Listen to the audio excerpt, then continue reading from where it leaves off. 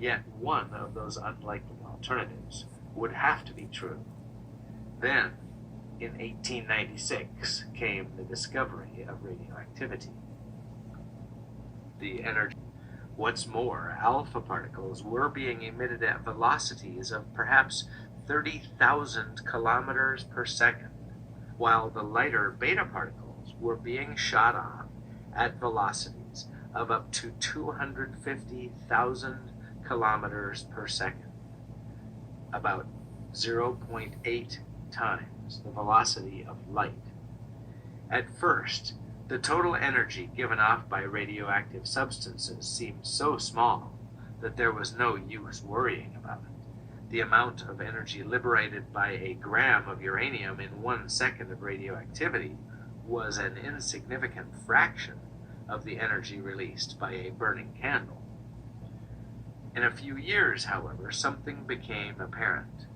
A lump of uranium might give off very little energy in a second, but it kept on for second after second, day after day, month after month, and year after year with no perceptible decrease.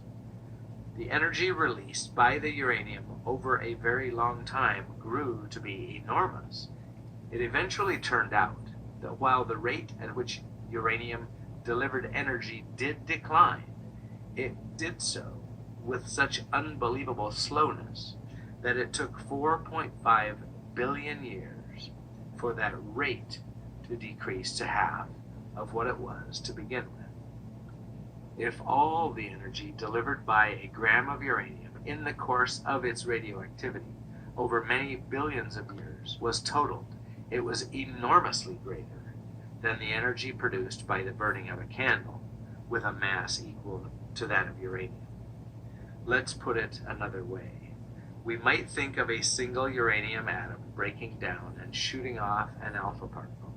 We might also think of a single carbon atom combining with 2 oxygen atoms to form carbon dioxide. The uranium atom would give off 2 million times as much energy in breaking down as the carbon atom would in combining. The energy of radioactivity is millions of times as intense as the energy released by chemical reactions.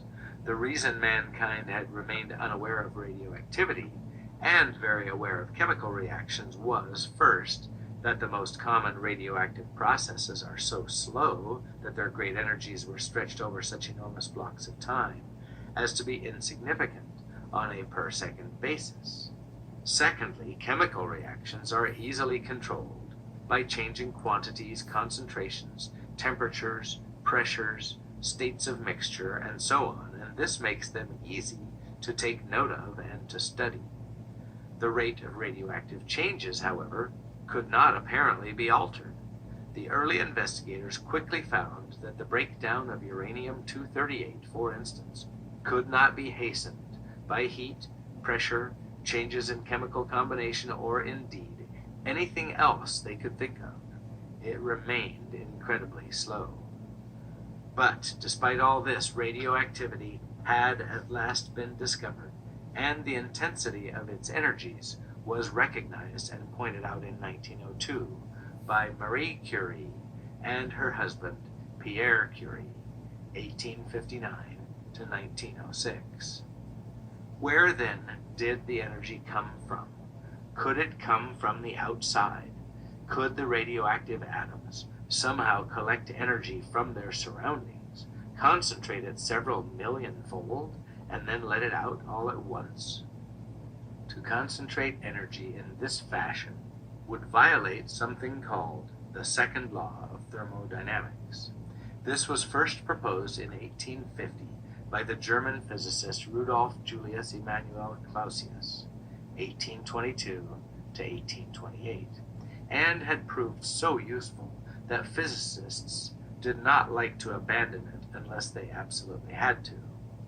Another possibility was that radioactive atoms were creating energy out of nothing. This, of course, violated the law of conservation of energy, also called the first law of thermodynamics, and physicists preferred not to do that either. The only thing that seemed to remain was to suppose that somewhere within the atom was a source of energy that had never made itself evident to humanity until the discovery of radioactivity. Becquerel was one of the first to suggest this.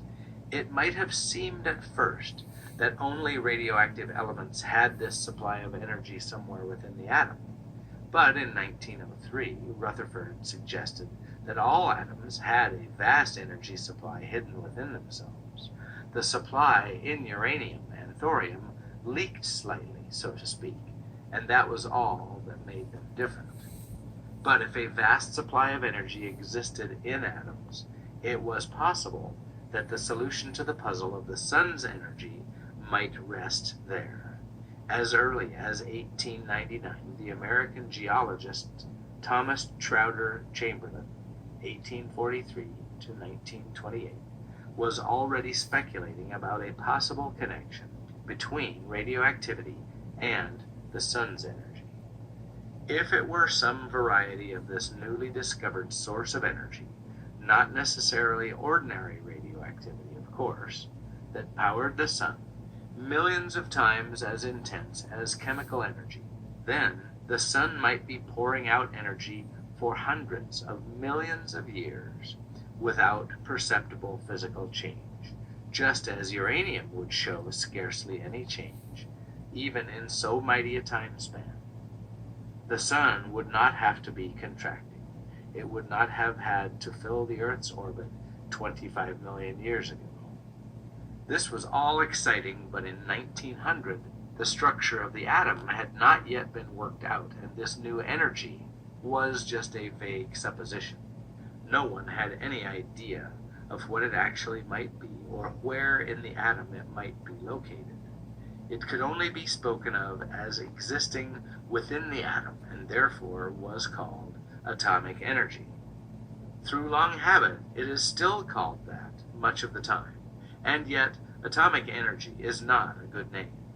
In the first couple of decades of the 20th century, it became apparent that ordinary chemical energy involved electron shifts, and those electrons were certainly components